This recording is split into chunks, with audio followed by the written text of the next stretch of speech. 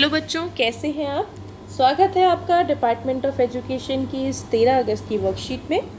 ये worksheet class 6 to 8 तक के बच्चों के लिए है। इसका नंबर 34 है और हमेशा की तरह यहाँ आप अपना नाम और यहाँ पे लिखेंगे आप अपने क्लास टीचर का नाम।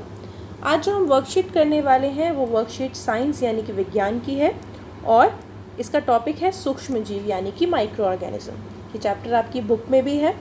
तो चलिए टाइम वेस्ट ना करते हुए स्टार्ट करते हैं। सूक्ष्म जीव ना दिखने वाले अति सूक्ष्म जीव हैं जो हमारे चारों ओर बहुत अधिक संख्या में पाए जाते हैं। आइए हम अपने दैनिक जीवन के कुछ अनुभवों का प्रेक्षण करते हैं। बोला गया है कि जो सूक्ष्म जीव होते हैं, अब देखिए नाम से ही आपको पता चल रहा होगा, सूक्ष्म का मतलब क्या होता है, बहुत छोटे, और जीव का मतलब क्या होता है, जीवित प्राणी। तो सूक्ष्म जीव क्या होते हैं, बहुत ही ज़्यादा छोटे जीवित प्राणी होते हैं जिनको कि हम अपनी नग्न आँखों से नहीं देख सकते। अब आप सोच रहे होंगे अगर हम उनको अपनी नॉर्मल आई से नहीं देख सकते तो भाई कौन सी आँखें चाहिए देखने के लिए। तो उनके लिए हमें चाहिए सूक्ष्मदर्शी।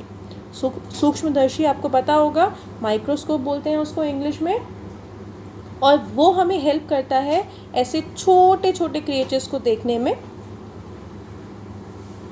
अब आपके पास सूक्ष्म जीव की परिभाषा भी आ गई। अगर आपसे पूछा जाए कभी कि सूक्ष्म जीव क्या होते हैं तो आपको पता है, सूक्ष्म जीव ना दिखने वाले अति सूक्ष्म जीव होते हैं जो हमारे चारों ओर बहुत अधिक संख्या में पाए जाते हैं। चलिए आगे देखेंगे। अब आगे आपको कुछ अनुभव बता रखे हैं, उन अनुभवों को पढ़ेंगे और उनका कारण जानेंगे। पहला है बच्चों हमारे पास, सूरज जुकाम और बहती नाक के साथ स्कूल गया और आपके सामने तेज़ी से छींका। आपको अगले दिन ही जुकाम हो गया। क्यों? अब आपको बताया गया है यहाँ पे कि जो सूरज है उसको कोल्ड हो रखा था, उसको जुकाम हो रखा था और उसकी नाक भी बह रही थी, और वो आपके सामने आया और ज़ोर से छींका। अब छींका तो अगले दिन आपको भी जुकाम हो गया। कारण बताइए। अब आपके साथ भी ऐसा कभी हुआ होगा, आपके घर में किसी को जुकाम हुआ होगा और अगले दिन किसी और को भी हो गया होगा। ऐसे ही स्कूल में भी इसीलिए कहा जाता है कि जब भी आपको कोल्ड हो आप अपना रुमाल अलग रखते हैं ना, सबके साथ नहीं यूज़ करते उसको। तो चलिए इसका कारण जानते हैं।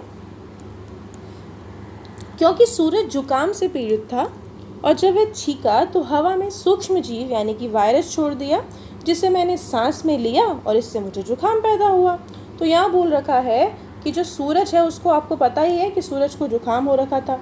अब जुकाम हुआ तो जब वो छींका उसने हवा में एक सूक्ष्म जीव छोड़ दिया।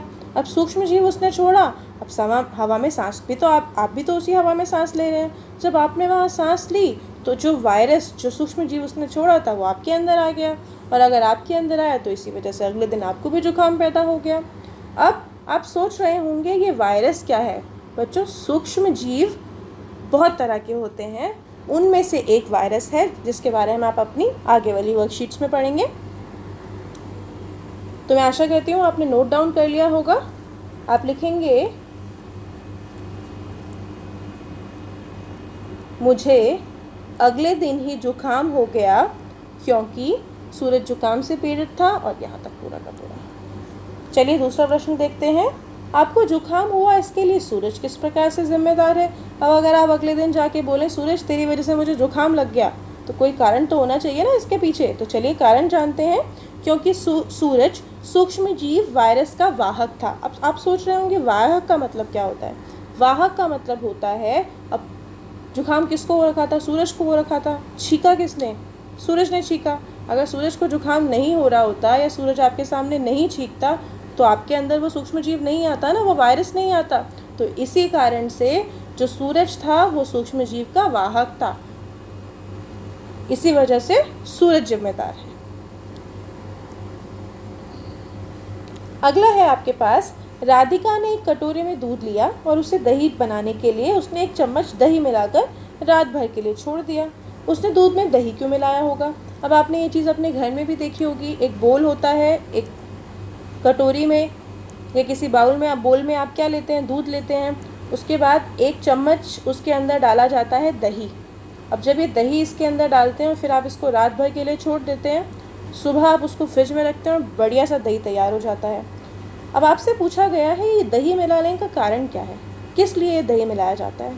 अगर ऐसे हम दूध को बाहर छोड़ दें तो क्या आपने देखा होगा क्या होता है, अगर दूध में हम दही ना मिलाएं और उसको किचन में छोड़ दें तो वो फट जाता है। लेकिन दही मिलाने से ऐसा क्या होता है कि वो दही में बदल जाता है? तो चलिए पढ़ते हैं।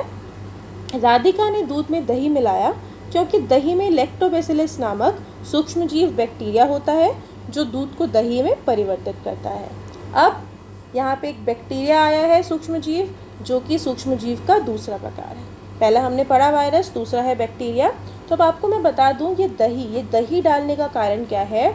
दही में एक सूक्ष्मजीव होता है, एक बैक्टीरिया होता है जिसका नाम होता है लैक्टोबैसिलस। लैक्टोबैसिलस। अब लैक्टोबैसिलस का काम क्या होता है? दूध को दही में परिवर्तित करना। अब अगर दूध को दही में परिवर्तित करना है तो इसमें थोड़ा सा दही तो डालना पड़ेगा ना।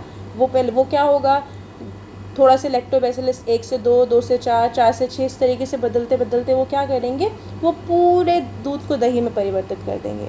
तो कारण ये है कि जो दही है, दही के अंदर लैक्टोबैसिलस होता है, एक सूक्ष्मजीव होता है, एक बैक्टीरिया होता है जिसका काम होता है दूध को दही में परिवर्तित करना।